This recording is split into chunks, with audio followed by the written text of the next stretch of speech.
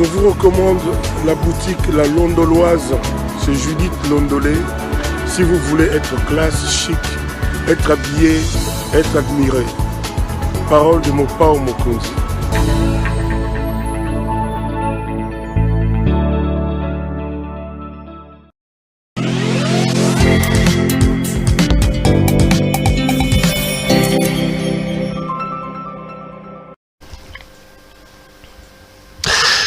Madame, Messieurs, bonjour et bienvenue à ce nouveau numéro de l'émission Qu'entre nous soit dit, magazine d'analyse d'actualité politique qu'on a lancé chez nous.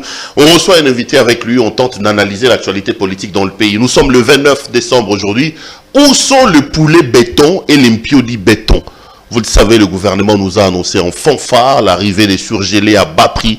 On ne le retrouve pas sur les marchés.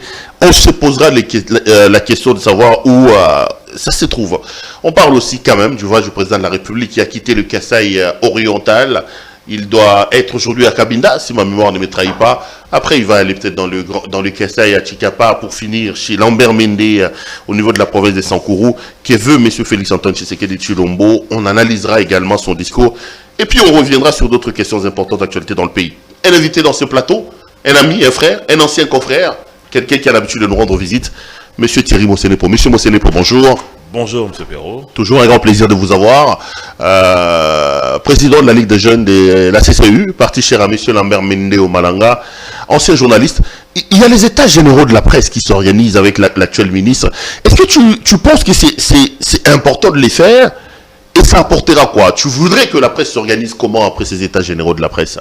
C'est très important, très important dans la mesure où, d'une part, il y a un sérieux déficit en ce qui concerne les lois qui doivent accompagner les transformations des nouvelles technologies de la communication et de l'information, notamment en ce qui concerne aujourd'hui CEPEL TV qui existe sur les réseaux sociaux, mais il n'y a pas une réglementation qui accompagne le travail de CEPEL TV.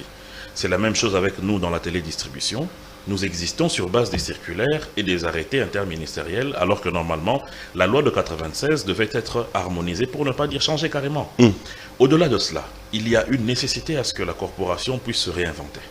En ce qui concerne les nouveaux challenges qui se présentent face à elle, il faut nécessairement qu'il y ait cette réinvention et il faut que les différentes structures syndicales de notre profession puissent essayer de changer, notamment la NEAP qui aujourd'hui est en train de travailler sur base des vieux textes et une vieille vision, doit essayer de changer les choses pour comprendre qu'aujourd'hui, les médias, ce n'est pas ce qu'ils ont pensé hier.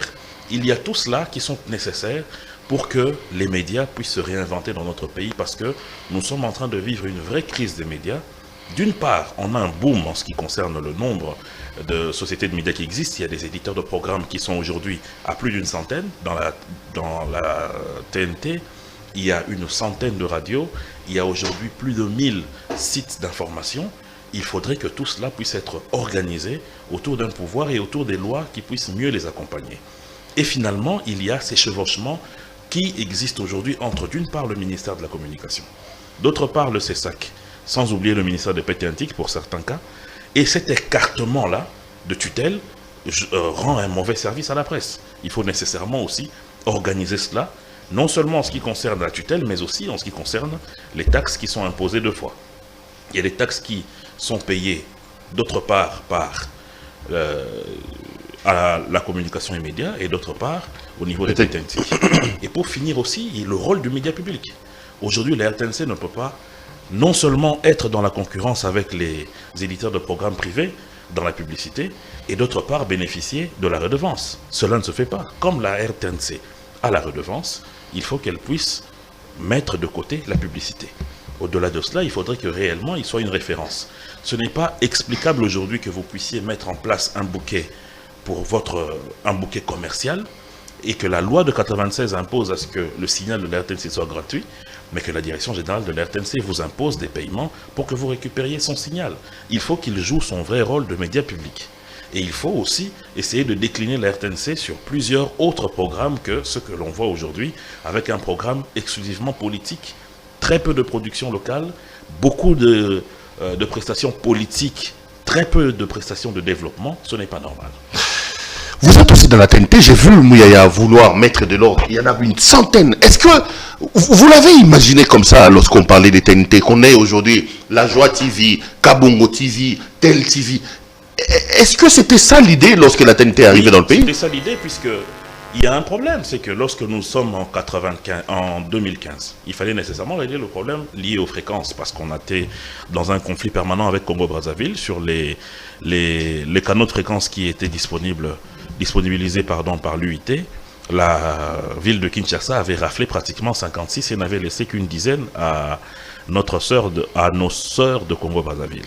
Et aujourd'hui, la TNT a permis de régler ce problème. Nous savions, nous autres qui étions des précurseurs de ce travail, que la compression à la DVB-T2 permettrait à ce qu'on puisse, pour une fréquence, compresser jusqu'à 30 programmes. Nous le savions, nous savions qu'il y aurait ce boom. Mais maintenant, ce boom devait être un boom qualitatif et non seulement... Voilà, ça devait être un boom qualitatif et non seulement quantitatif. D'où l'importance de ce que fait le ministre, et je salue cela, c'est de pouvoir donner du contenu à ces choses. On ne peut pas accepter qu'aujourd'hui, par exemple, une chaîne comme CPL TV, on vient, vous avez investi dans ce qu'il y a comme matériel de diffusion, vous avez des studios, vous avez une structure qui existe, et il y a une autre chaîne, parallèlement à la vôtre, qui existe dans la chambre de quelqu'un, avec son laptop, et il branche un faisceau, et il pompe une chaîne de télévision. En ce moment-là, lorsque par exemple il y a des besoins de contact que l'État veut établir avec une telle maison de presse, comment ça se passe? Sans compter que cela constitue une concurrence déloyale. Là où vous avez un investissement avec un chiffre d'affaires d'à peu près 100 000 $, lui avec un ordinateur qui coûte 800 €, il est en train d'exister. C'est une concurrence déloyale qui ne doit plus exister et le ministre a totalement raison par rapport à ça. Et je crois que les mesures qui seront prises par le ministère, avec le nombre de critères que j'ai vus établis dans le cahier de charges présenté par le secrétariat général, je suis convaincu qu'il y aura un assainissement terrible parce que à peu près 60% des éditeurs de programmes ne respectent rien de ce que sont ces réglementations.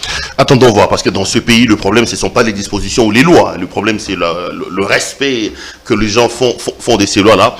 Thierry Mosenepo, je vous ai fait venir parce qu'il fallait quand même qu'on parle de l'actualité. L'actualité... c'est d'abord et avant tout le voyage du président de la République. Il était au Kassai oriental. J'ai appris qu'il doit être à ce moment ici à Cabinda, si ma mémoire ne me trahit pas.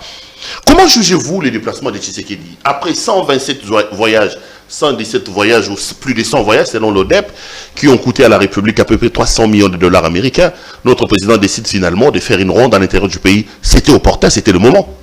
Ce chiffrage de l'ODEP, là, moi, je ne suis pas d'accord avec, dans la mesure où je vous ai recommandé chaudement de pouvoir aller par vous-même, demander au niveau du ministère du Budget, c'est qu'a coûté les voyages du président. Mais ce n'est pas ça votre question. Mais le nombre, oui, quand même, une centaine de voyages depuis qu'il est là. En réalité, il fallait d'abord que le président puisse, sur base de son programme, faire ce qu'il fallait. Et rappelez-vous du jour de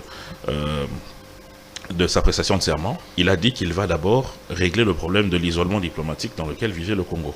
Et je crois que les premières actions étaient menées vers là, par rapport aux différents voyages qu'il a eu à établir. Nous avons fait des émissions avec vous pour démontrer le bienfait que ces voyages ont eu à donner à notre économie, à notre diplomatie, et ainsi de suite. Maintenant, aujourd'hui, le président décide de pouvoir faire son itinérance à l'intérieur du pays. C'est une bonne chose. C'est une bonne chose, mais il faut que le président apporte des réponses. Des réponses aux problèmes qui existent dans notre arrière-pays et qui risquent malheureusement de coûter très cher au bilan que nous sommes en train de défendre aujourd'hui. Moi, ce qui me choque, c'est que dans notre pays, M. Perrault, les gens se permettent de ne se focaliser que sur ce qui n'est pas important. Le président se rend en Mbuji-Mayi, les gens ne retiennent que le président a dit que vous êtes mon sang. Mais qu'est-ce qu'on a à foutre avec ça? Permettez-moi de dire ça. C'est un non-événement. Nous étions ici. L'ancien président Joseph Kabila a réuni ses frères katangais dans la ferme de M. Kibwe, à Lubumbashi. Il leur a parlé en tant que ses frères. Non, il n'a pas dit. Est-ce que cela... Non. Il n'a pas dit mes frères. S'il vous plaît, M. Perrault. Il n'a pas dit que vous êtes mon sang. Il a dit ses frères. Est-ce que cela a diminué l'amour que Joseph Kabila avait ou a pour ce pays? Je peux vous dire que non. Le maréchal Mobutu, quelques jours avant son départ pour Gbadolite, je crois que nous étions le 15 mai, lorsqu'il réunit ses frères généraux équatoriens chez lui à Mongaliema pour leur dire, mes frères, vous allez laisser vraiment notre pouvoir tomber comme ça. Avant que Maïle ne lui dise, président, maréchal, je ne pourrai plus m'occuper de votre sécurité. Est-ce que cela a diminué de l'amour que Mobutu avait pour ce pays? Ce n'est pas important tout ça. Ce qui est important, c'est quoi? L'Amiba a un sérieux problème. L'Amiba a besoin d'une relance. L'Amiba a besoin d'énergie pour exploiter la roche Kimberlitz. Le président va à Mbuji-Mayi. Qu'est-ce qu'il apporte comme solution à l'Amiba? C'est ce que nous voulons entendre. Le président va à Sassim. L'État congolais a 50% du capital social de cette société. Les Congolais, ils travaillent, cette société existe, ça fait presque 8 ans. On est en train d'approcher les 10 ans. Qu'est-ce que le pays a récupéré? À Miabi, il y a une grande part de la roche kimberlite qui quitte depuis l'Afrique du Sud jusqu'ici dans notre pays. Qu'en est-il? Qu'en est-il du barrage que Sassim a construit pour donner 6 mégawatts à la population de Miabi? Qu'en est-il? Qu'en est-il des personnes qui doivent prendre leur retraite? Ils sont à peu près 8 ou 10 à Sassim. Qu'est-ce que le président apporte comme réponse à tout cela? Rien, apparemment. Ce qui doit... Non, je ne dis pas rien. Rien, je me dis que... Parce qu'il a quitté la province, il n'a pas ça des réponses à ces questions-là. C'est ce qui doit être notre... Le Kassai a retrouvé son malheur après son départ. Notre préoccupation ne peut pas être les mots que le président lance à ses frères ou quoi que ce soit. Nous sommes toujours dans la distraction dans ce pays. Vous ne pouvez pas parler. Ce n'est pas normal. Non, vous ne pouvez pas parler de la distraction. C'est de la distraction. C'est pas de la distraction, monsieur. C'est de la distraction. Le président de la République, c'est le symbole de l'unité nationale. Dans un pays à problème où il y a la guerre, on ne peut pas accepter que notre président tienne un discours teinté des propos identitaires, des propos que certains qualifient de teintés de tribalisme. Non. Le président a dit, Macha Moumenou, vous êtes mes frères. Le président a dit que ceux qui ont détruit le Kassai, ce ne sont pas les Kassaïens, ce sont les ennemis et les haineux. Le président, en disant cela, beaucoup estiment qu'il oppose les communautés les uns contre les autres. Le président a dit que je reviendrai, je m'assieds. Non, monsieur Moselepo, vous ne pouvez pas, devant ces micros, dire que ça ne va pas. Le président, c'est le symbole de l'articulation de la République, de l'attelage des communautés. Il ne peut pas s'afficher comme... avec des propos que beaucoup qualifient de propos identitaires et des propos liés au tribalisme. Je ne pense pas que ce soit lié au tribalisme parce que le président n'a pas dit que vous les Kassaïens, vous ma tribu Louba, vous êtes mes frères. Il a dit vous, il était en face des Congolais. Vous voulez me dire que dans ceux à qui il parlait, il n'y avait pas des Bassongé? Il n'y avait pas des Louloua? Il n'y avait pas... Il a parlé à Kisongé là-bas? Non, s'il vous plaît, monsieur Perrault. Il a parlé à Kisongé? S'il vous plaît, monsieur Perrault. Il parlait aux Congolais. Ne défendez pas l'indéfendable. Non, je ne défends pas l'indéfendable. C'est un problème avec vous. Je m'interdis. Ne défendez pas l'indéfendable. Non, monsieur Perrault, je m'interdis. Le mal est mal, le bien est bien, monsieur Perrault. Je m'interdis que l'on puisse résumer le voyage important du président à une phrase que les gens interprètent à tort et à travers. Pour la simple raison que le président n'est pas allé là-bas pour dire « Vous les Balouba, vous les gens de Mbuji-Mayi, vous êtes mon sang ». Il ne l'a jamais dit. Il s'adressait aux Congolais, monsieur. Parmi eux, il y avait aussi des Kanyoka, qui ne sont pas des Louba, qui ne sont pas de Mbuji-Mayi ou de Kabea-Kamwanga. Il y avait des Bassongé. Il a parlé à Kinyoka là-bas. S'il vous plaît, monsieur. Il a parlé à Kisongé là-bas. Mbuji-Mayi, moi j'ai rencontré aussi des tétés là. Il a parlé en tété là-bas. Tu peux me dire que ces tétés là qui sont là? Il a parlé en tété là-bas. Monsieur Perrault, s'il vous plaît. À moins que vous me dites que le Chiluba n'est pas une langue nationale. Là, j'accepte ce que vous me dites. Parce qu'à Mbuji-Mayi, moi j'ai rencontré mes frères Sakata qui sont là. Donc quand le président s'adressait, il ne parlait qu'à eux. Moi aujourd'hui, si je vais à Nyoki, Nyoki qui est une ville cosmopolite, je dis, mes frères, vous êtes mon sang.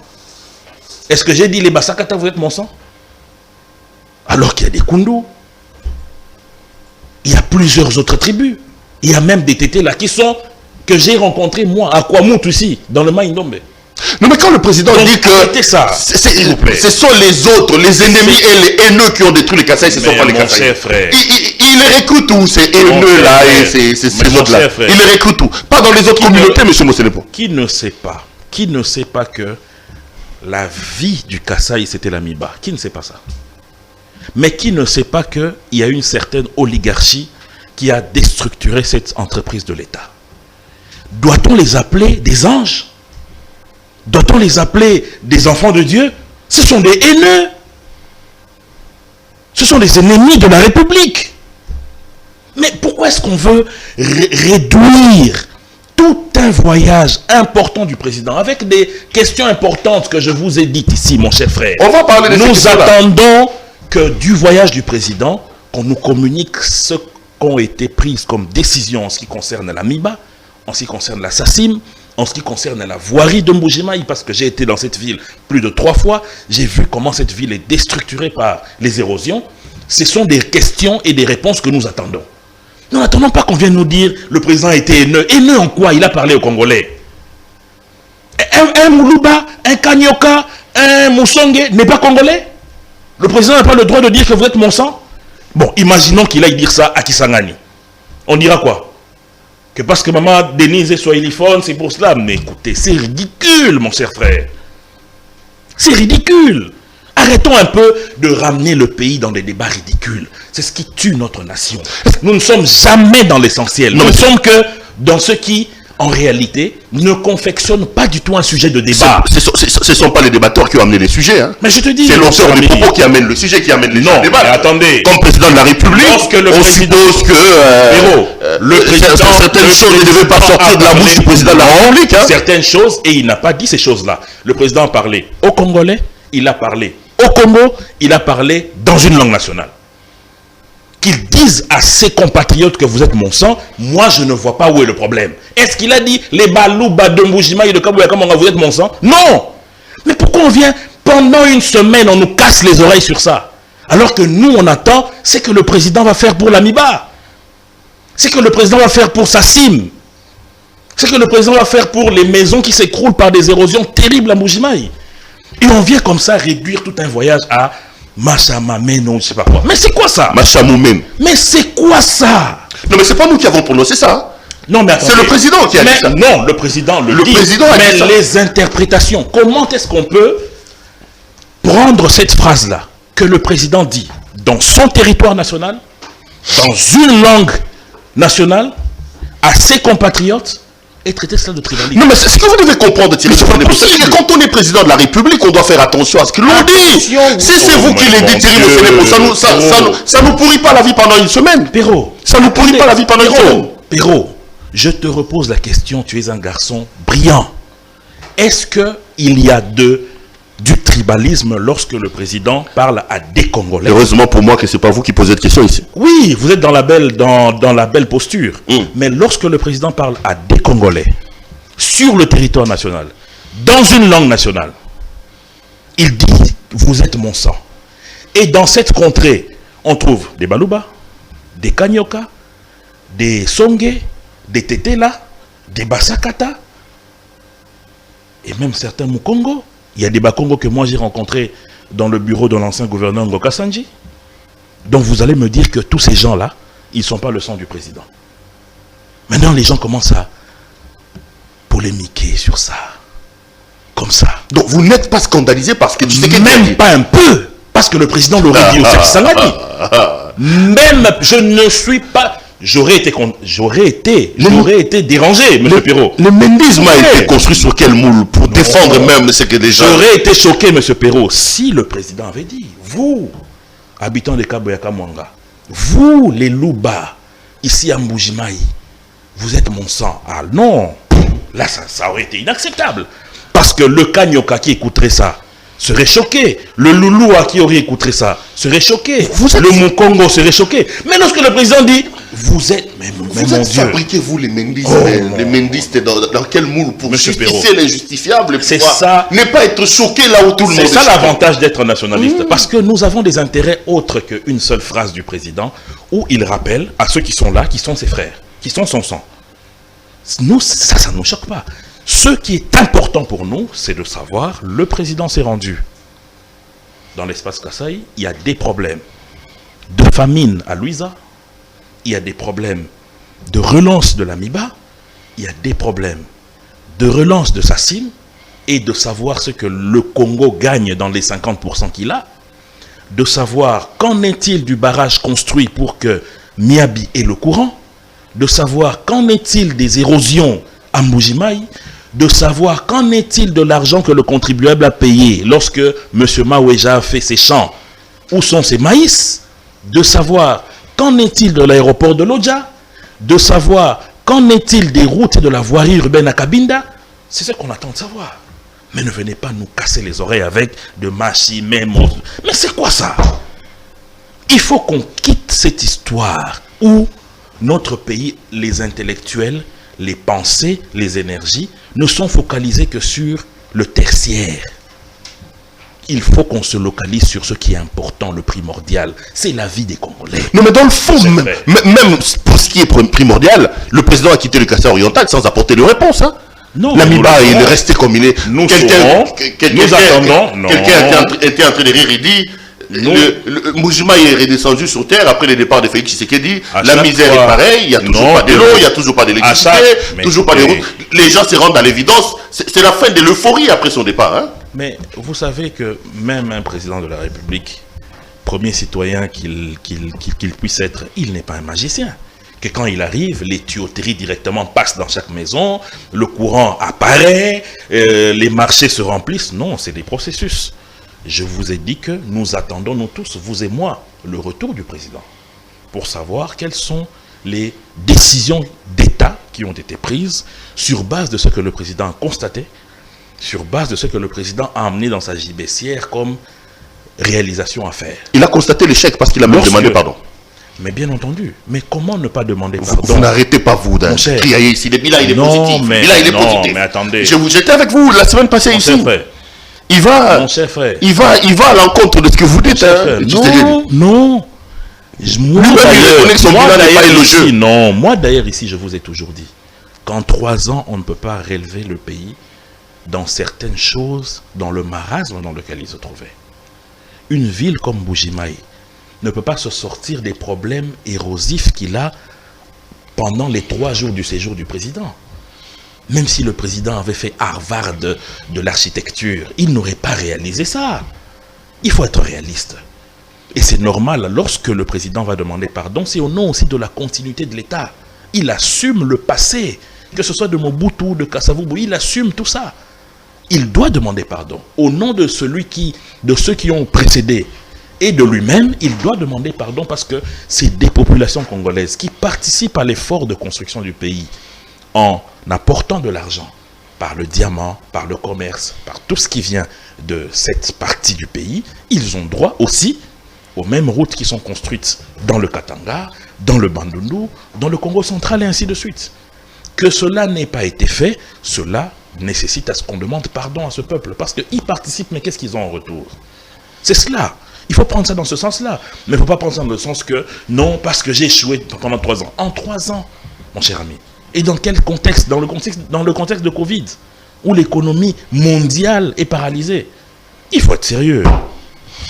Dans cette affaire de Machi Amoumenou, je suis tenté de promettre à mes téléspectateurs un débat entre vous et Mike Moukébaï, parce qu'il était ici hier. Hein, il voit les choses totalement de manière opposée. Hein. J'aimerais bien vous mettre sur le même plateau. Hein. Il n'y a pas de problème, dans la mesure où Mike Moukébaï est une personnalité de ce pays très réfléchie.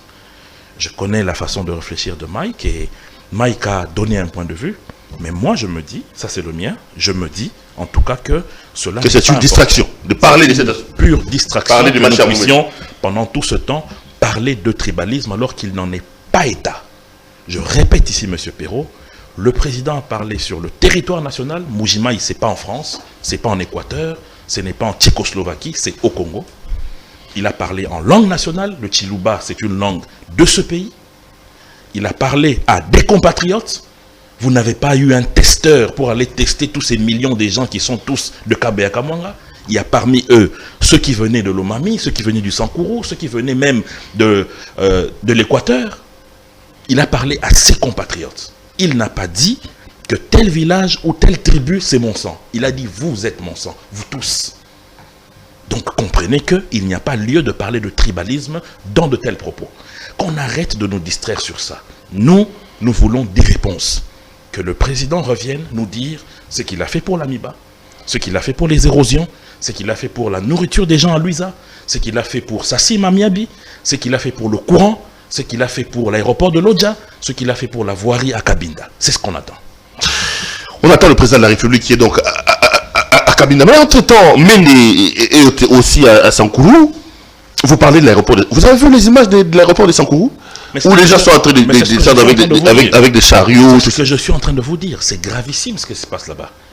Je peux vous annoncer que déjà à l'époque, il y a eu un avis d'appel d'offres pour qu'il y ait une société qui travaille sur l'aéroport de Sankourou. Mais c'est à cause de la crise politique que l'ancien gouverneur Moukoumadi a instauré dans cette province qu'il y a eu tous ces problèmes. Et que cet aéroport n'a jamais été travaillé. Le consortium des entreprises qui doit travailler là, je connais une des entreprises et ils étaient bloqués parce que le gouvernorat était presque inexistant. La province de Lambert Mende, quelle honte! Je vous dis que c'est grave. Et à Lodja, c'est encore plus grave. Vous avez vu les images où l'honorable Lambert Mende a dû prendre l'appel mécanique pour lancer les travaux. Un individu qui est obligé d'aider l'État.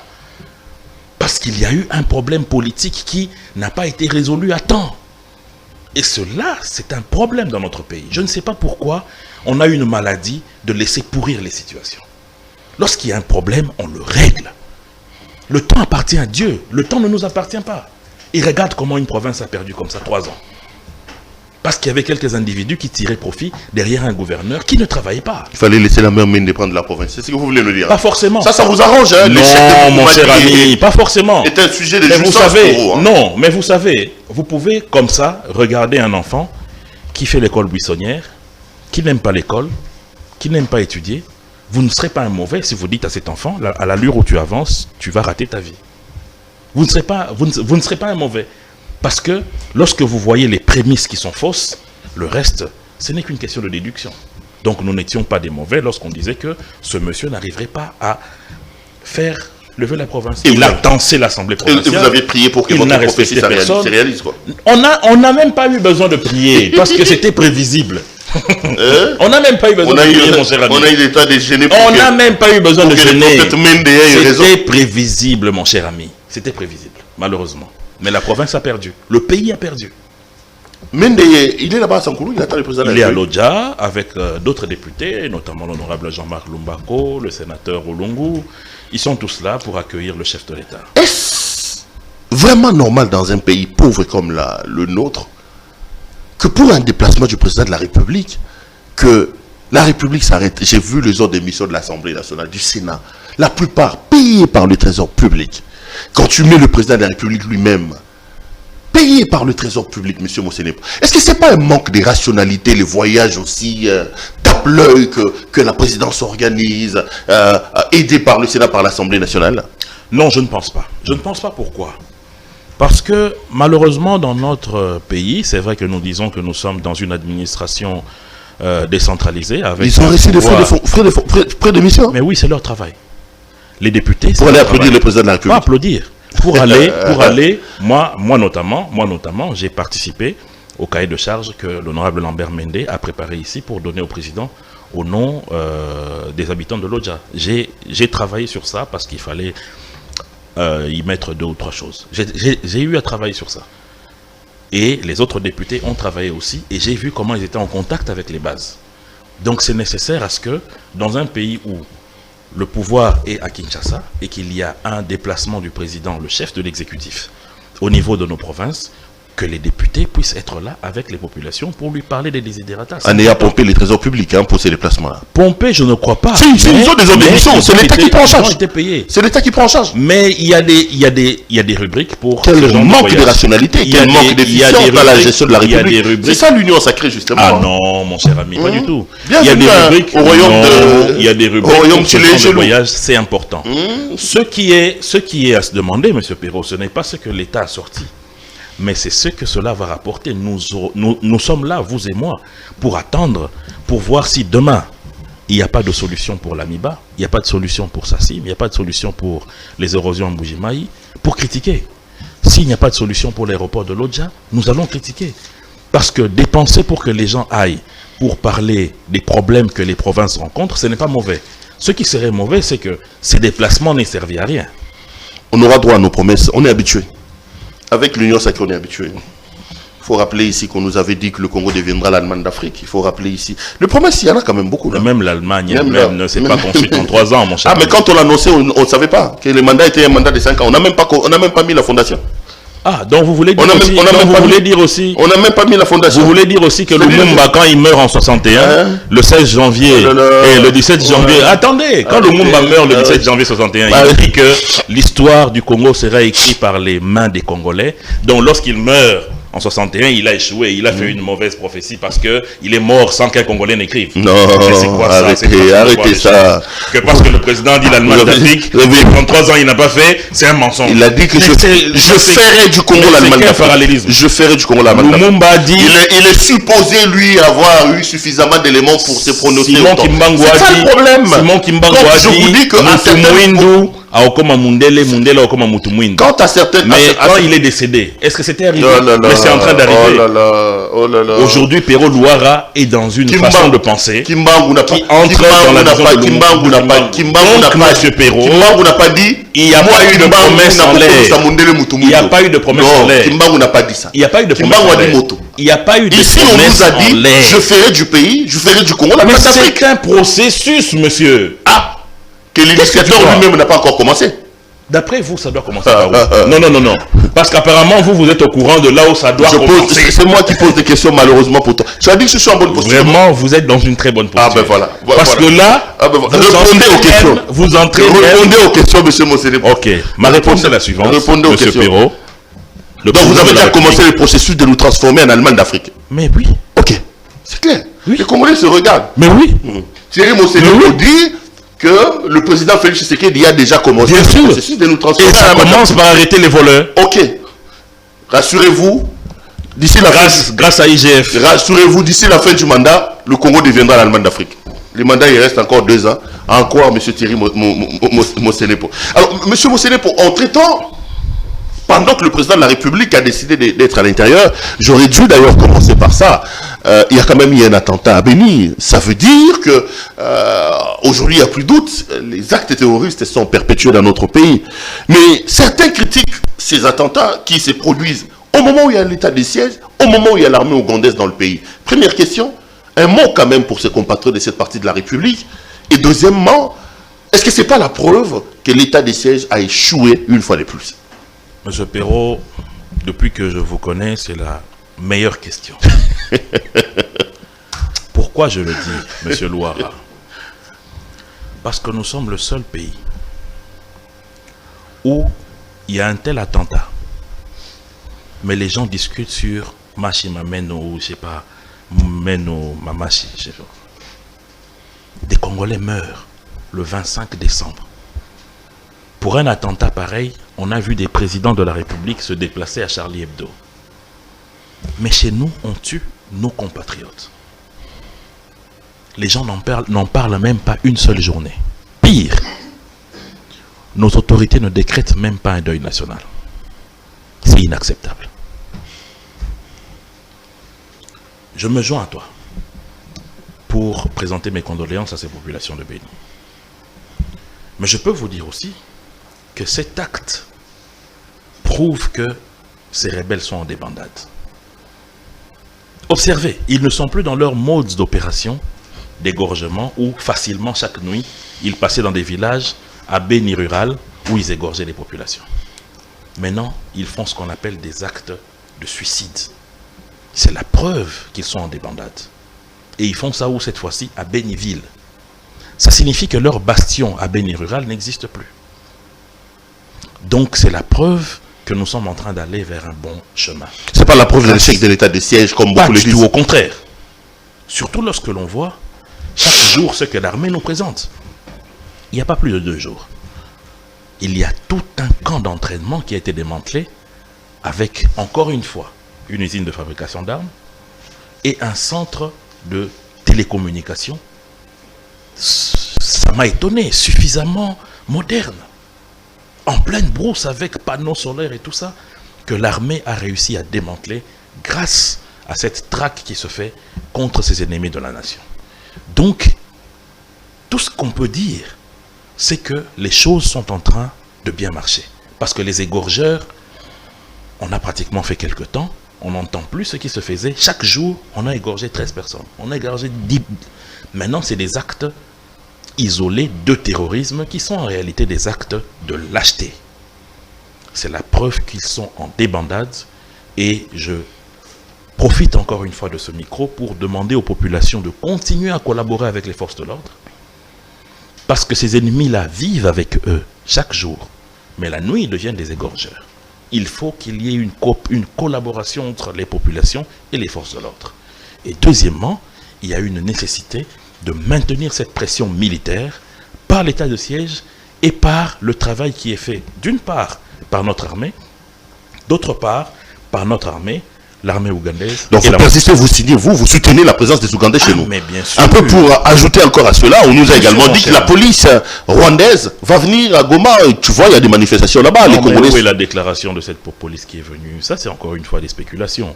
Nous faisons... Ah, mais un accord a été signé entre nous et le Rwandais, Est-ce que, oui, l'accord des échanges d'informations entre nos polices. Mais il n'y a pas de déploiement de police rwandaise, pas du tout. Et là, je pense que le travail qui est fait avec les Ougandais, aujourd'hui, est en train de payer des fruits. Je vous avais dit ici que ça payera. Et voilà que c'est en train de payer des fruits. Parce qu'on ne peut pas avoir un ennemi commun et continuer à se regarder en chien de faïence. Il est important, étant donné que nous avons le même objectif, c'est d'éradiquer les ADF, que nous puissions nous joindre à l'Ouganda. Parce que leur force, c'était quoi? À chaque fois que notre armée les attaquait, ils se repliaient en Ouganda. Étant donné que nous ne pouvons pas aller opérer sur le territoire ougandais sans l'accord de nos voisins, quand notre armée repliait, les rebelles bonnement récupéraient les positions. C'était devenu comme un ping-pong. Maintenant qu'ils sont coupés de leur base arrière, parce que derrière eux, il y a le feu de l'armée de l'Ouganda. Devant, c'est les forces de la République de la République démocratique du Congo. Ils sont en étau. Donc la solution pour eux, soit pour certains, comme ça a été le cas des Codeco, de déposer les armes, soit d'être tués. Madame, Messieurs, vous suivez l'émission Contre nous, ça dit. Je rappelle ce matin que notre invité, c'est donc le brillantissime Thierry Mosselepo. Brillantissime, tu l'es quand même. Ça, il faut que je le dise. Un tout petit peu. Papa. Si. Merci. Bon, après, ça va. Les brillantissimes que je vois sur votre plateau, c'est Maître Laurent Niemba, c'est Mike Mukeba. Non, c'est toi-même aussi. Non, on n'amène que des éléments formés dans le moule de aux Congolais de discuter sur l'essentiel. Formés dans le moule de Lambert Mende avec lui, donc on fait la lecture de la chose. Vous ne croyez pas, c'est pas votre formateur celui-là? Ah, mais bien sûr. Parce que vous rigolez, vous esquissez un sourire assez... Lambert Mende est un formateur. On parlera de lui.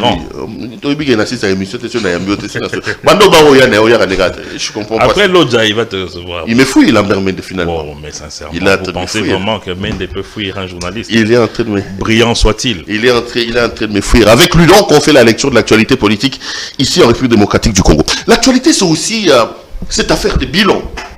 L'UDPS Kabouli a dit, il est hors des questions que Tshisekedi porte lui-même les bilans. Katumbi, Bemba, Bahati, ceux qui participent à la gestion, vous-même peut-être aussi, sont responsables, porteront la responsabilité. Il a peur ou quoi? Qu'est-ce qui se passe? Thierry Mosselepo, les bilans de M. Tshisekedi est-il catastrophique au point où son propre parti politique refuse aujourd'hui de les porter seul? Non, d'abord je voulais, M. Perrault, dire une chose. C'est que j'ai entendu ici... M. Laurent Niemba qui a vertement attaqué M. Augustin Kabouya. Je connais l'intelligence de Laurent. C'est un garçon très brillant avec qui, quand je discute, j'ai toujours quelque chose que je récupère.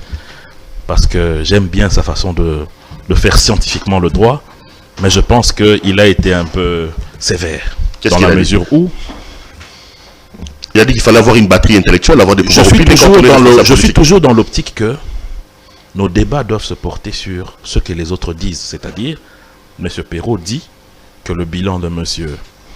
Félix Tshisekedi n'est pas réluisant. Moi, je viens dire à M. Perrault, c'est faux, parce que voilà, 1, 2, 3 choses qui sont réalisées. C'est-à-dire que le débat reste sur les propos et non sur les personnes. Donc il faut qu'on évite il a attaqué la personne. Ce genre de personnes en disant qu'il n'y a pas de bagage intellectuel derrière. Non. Pourquoi je le dis? Parce que quand même, M. Augustin Kabouya, au-delà de tout, c'est 37 ans de lutte politique démocratique. Ah, ça donne l'intelligence. Il faut reconnaître à ce monsieur ce mérite-là. Il faut lui reconnaître qu'il ne faut pas vraiment être un sortant d'Harvard pour réussir ça. Mais il faut être quelqu'un d'intelligent, d'intellectuel, pour réussir ce qui a été fait dans ce parti. Le militantisme amène notamment, j'apprends. Grâce notamment le militantisme donne l'intelligence, c'est ce que vous voulez dire. Mais d'abord, ce n'est pas un inculte. Attention, M. Augustin Kabouya n'est pas un inculte. Deuxièmement, tu as dit qu'il faut discuter sur ce que s'il vous plaît, mon cher ami. Vous dites qu'il a lutté pendant 37 ans. Moi, je pose la question. Mon cher ami, je vais vous dire une chose. Je vous pose un postulat. Mais laissez-moi finir, M. Vous dites qu'il a lutté 37 ans. Laissez-moi finir. Est-ce que le militantisme apporte-t-il l'intelligence? Oui. Ah, ok, c'est la question. Pourquoi je vous l'explique. Oui. Je vous l'explique.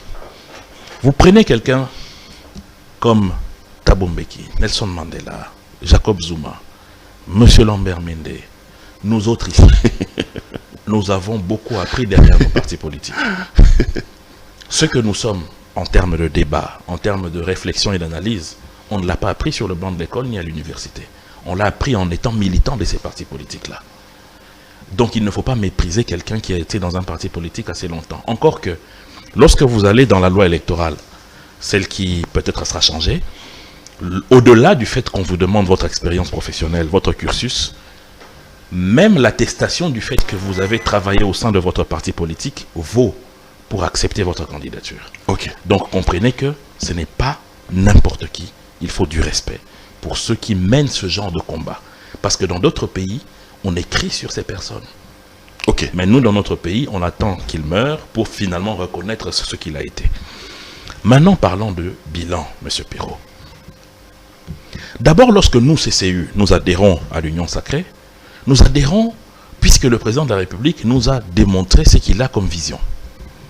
Et l'action du gouvernement que le Premier ministre a défendue à l'Assemblée nationale et qui a été votée par les députés d'ensemble de la CCU et de tous les partis qui composent la majorité parlementaire aujourd'hui, c'est la vision du président qui a été transformée en programme gouvernemental. Comment est-ce qu'on peut accepter un programme sans en être copropriétaire? Comment est-ce qu'on peut être copropriétaire d'une chose sans en impliquer les responsabilités? Ce n'est pas normal. Certes, ici à CPL TV, il y a M. Pirot Louara qui a eu la vision. Il y a l'équipe technique qui est composée des opérateurs preneurs de vue, des opérateurs preneurs de son, d'un régisseur d'image et d'un directeur technique. Ils vous accompagnent dans cette vue, dans cette vision. Si l'émission que nous sommes en train de faire dérape et que nous nous mettons à insulter les gens, c'est la responsabilité de Louara, mais c'est aussi la responsabilité de ceux qui sont là derrière. Pourquoi est-ce qu'aujourd'hui, lorsque une chaîne de télévision commet un impair en ce qui concerne la diffusion d'un programme illicite, non seulement qu'on interpelle le propriétaire, mais on interpelle aussi le directeur de programme? C'est parce que il y a certes un dépositaire de la vision, mais il y a ceux qui accompagnent cette vision.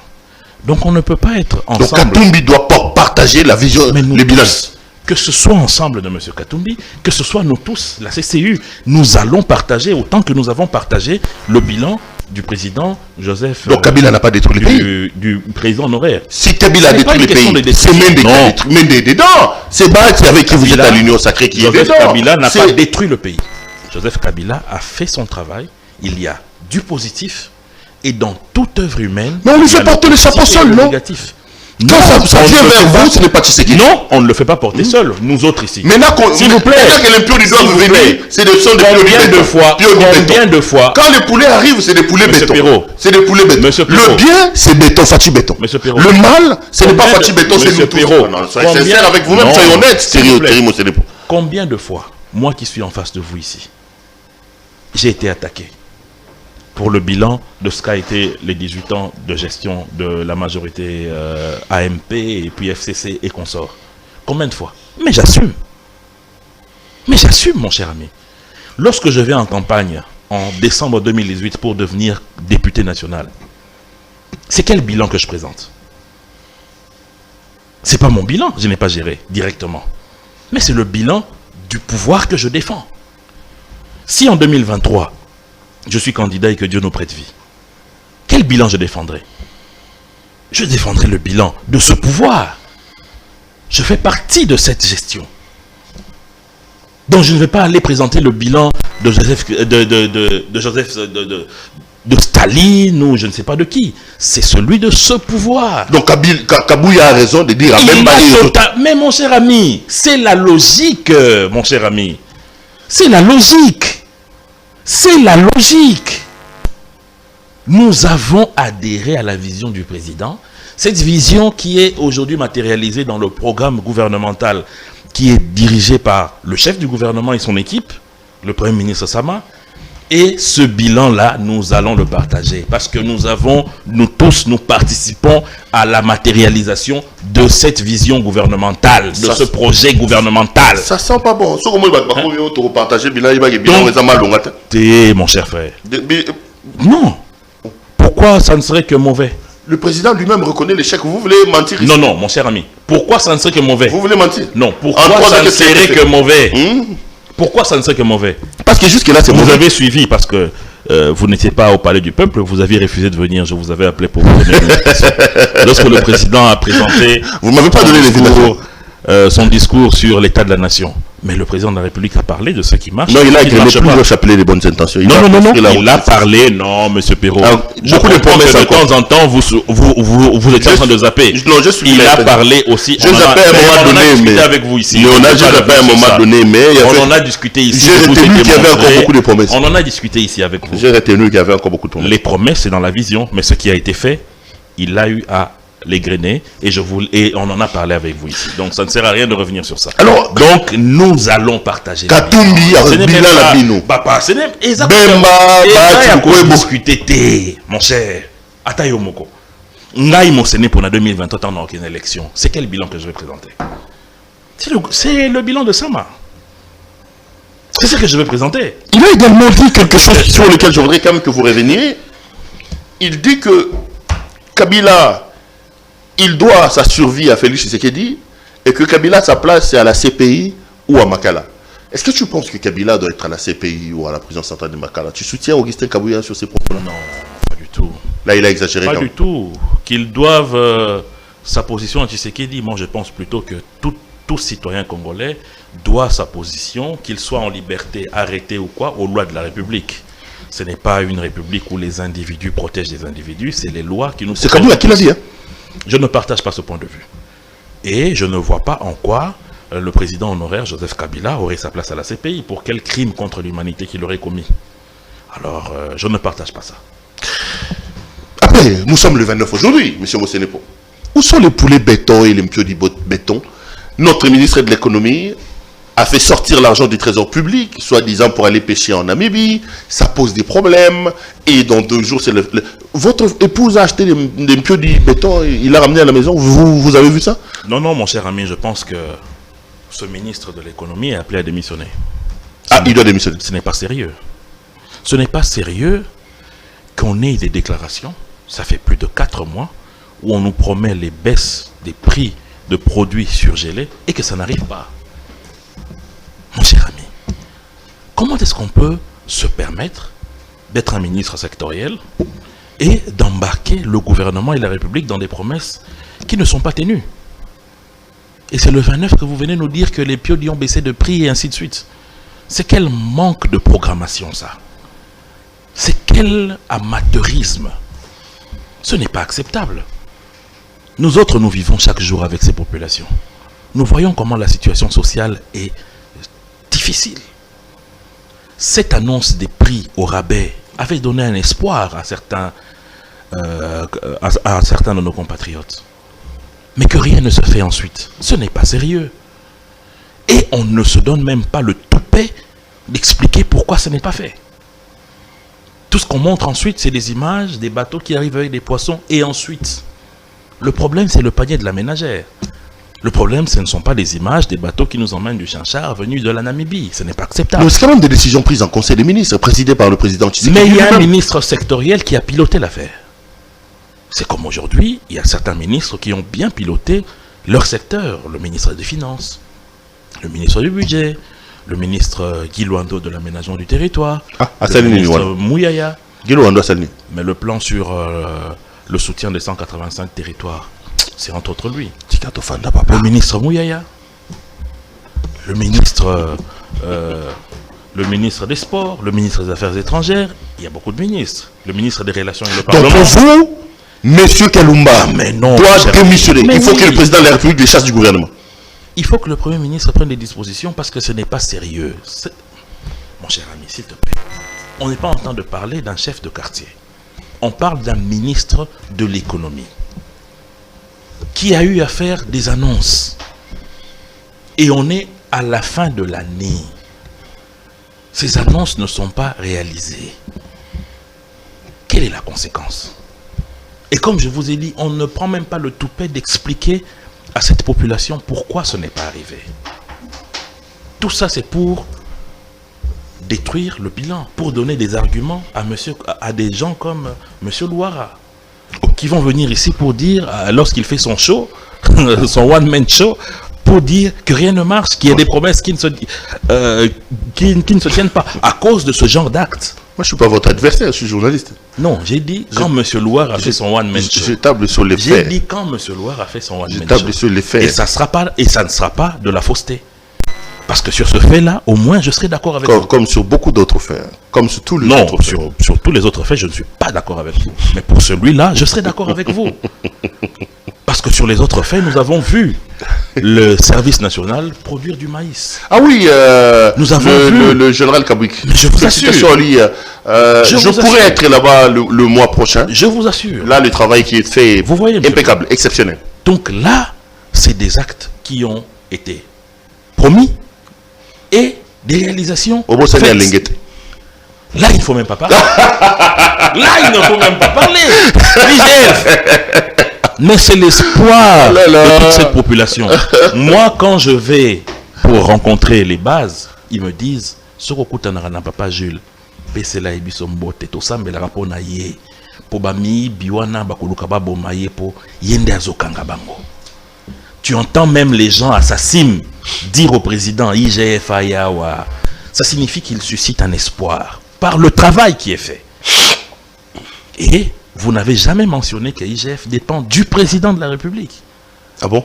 Mais oui, c'est un service rattaché à la présidence de la République. Je sais.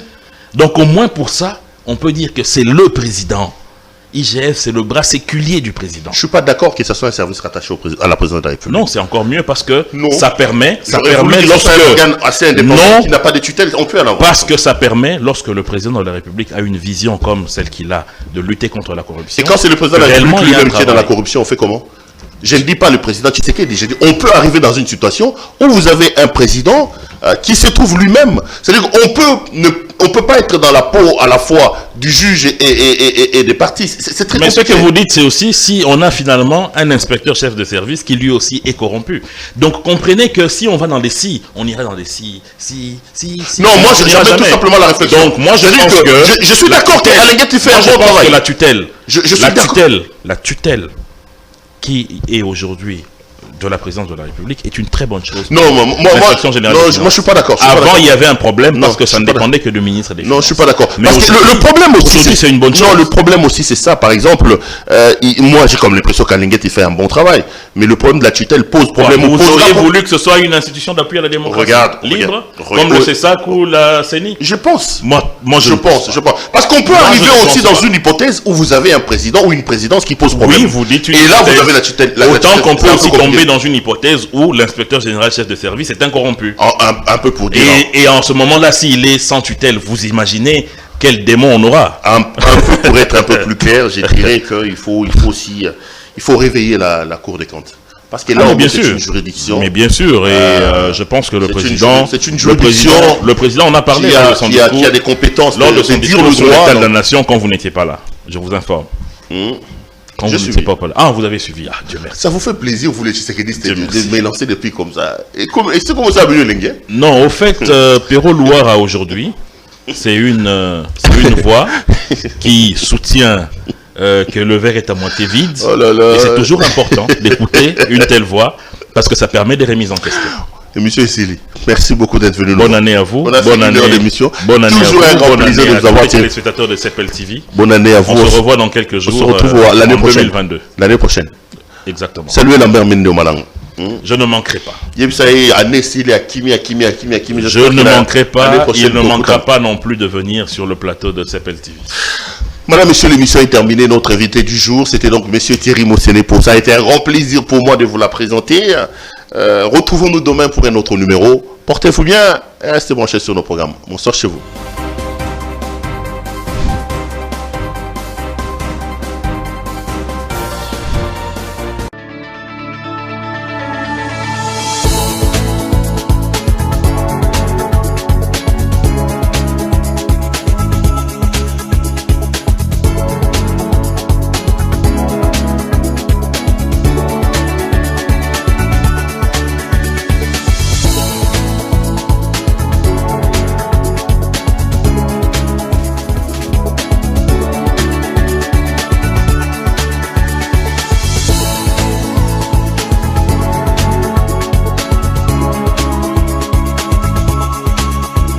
vous recommande la boutique La Londoloise chez Judith Londolé. Si vous voulez être classe, chic, être habillé, être admiré. Parole de Mopao Mokonzi.